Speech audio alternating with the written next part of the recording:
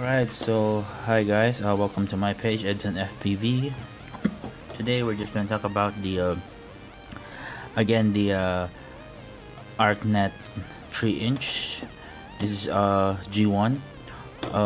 So now, for those of you who've been following the page, today we are now able for the first time after past a year, we have flown outdoors. So yeah, yay to me, This is my first time to fly outdoors and finally tested this quad in an outdoor flight. So there's the video, you guys just watch it. There'll be a lot of again, I'm not a professional outdoor acro, pilot, so this is just more of the at least the diagnostics of the flight of the build for this quad and its flight capabilities, more or less. So yeah, so while the video is playing, I guess I'll just talk about a little bit about the build. But this thing has already been run through on some of the build. This is a 3-inch. This is an H frame. It's not a true X. 3D printed PLA. Again, we had a previous mention that there was a time that when we were trying, this is our endurance build on a normal cruising indoor, we were able to test that this was able to fly at full battery to 3.3. We were able to push 15 to 7. The 17 minutes was a really fresh charge. Yeah, but again, that's indoor cruising. So yeah, now we're just flying again. That's just for the for a reference, not necessarily like a something solid, because flight characteristic, acro roll stuff, etc., power launches, it will consume more batteries. Anyways, we tried to make the buffer frame, because we had an issue before, which what we thought might have been some wobbly arms. Again, so guys, you can see on the video that on a 3-inch build, even with these arms, the by arms, the idea for this one is hopefully if you snap one arm, you can still have one more that can hopefully bring you home. That everything's theoretical. On my mild crashes indoors on tiles, it did save me, although you don't really need saving indoors since you can just fetch it. But as you can see on the video, I did made some crashes that's like a tree height, but I guess it's because of the soil, it still survived. So yeah, lesson learned. First of all, is this is a green drone, and losing a green drone on a grass field turns out to be a not cool thing to happen. I even have an idea of using the green Foxeer lollipop. Yeah, and the this one.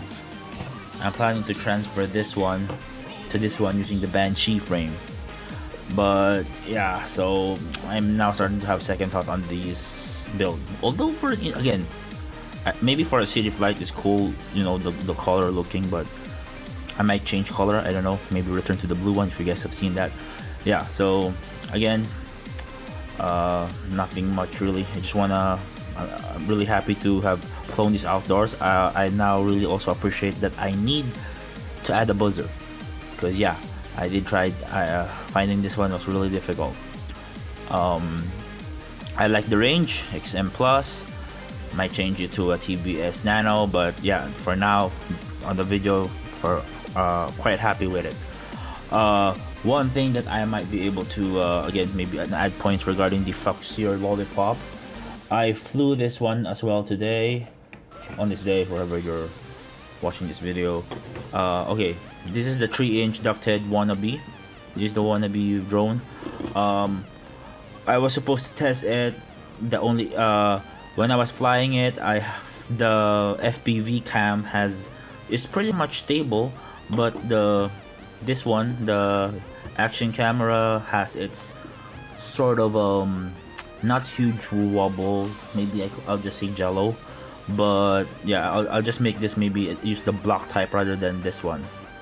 I have the block version of the earlier versions, but I guess I want to give points to the Foxeer, because when I was flying this one with the same, I may no longer post this one, but when I was flying with this one on the same obstacle course on the video with this one, I'm having difficulty with this Actually, I just got this from a second-hand drone. I'm not so sure what kind of a antenna this is, but again, I'm not sure if you would say that my mounting is wrong, because this one's like, you know, on the butt. So I think it's the lollipop itself, and as you guys can see, it's still attached. So I don't think, like, you know, it's any assembly issues there. So yeah, for some reason this lollipop was quite poor, and I really you guys saw the range of this one, right? Like going around the water tank. I cannot even go past beyond the tires area. Yeah. So yeah. Anyway, just gonna give feedback on that one. So yeah, so that's it. Really happy that I was able to fly, do some small rolls. The crashes was also happy. I mean, I was able to test the durability, no cracks. I might find ways to try to semi-waterproof the bottom, you know, like how they use the coating stuff. Yeah. Anyways, it was a nice flight. I'm just really glad for the first time I was able to fly this one in outdoors. Yeah, so enjoy the vid. The video is nothing really much. Again, it's my first time outdoors, so you know, might be, you know, too basic for you guys. Anyways, happy flying, you guys. Happy weekend.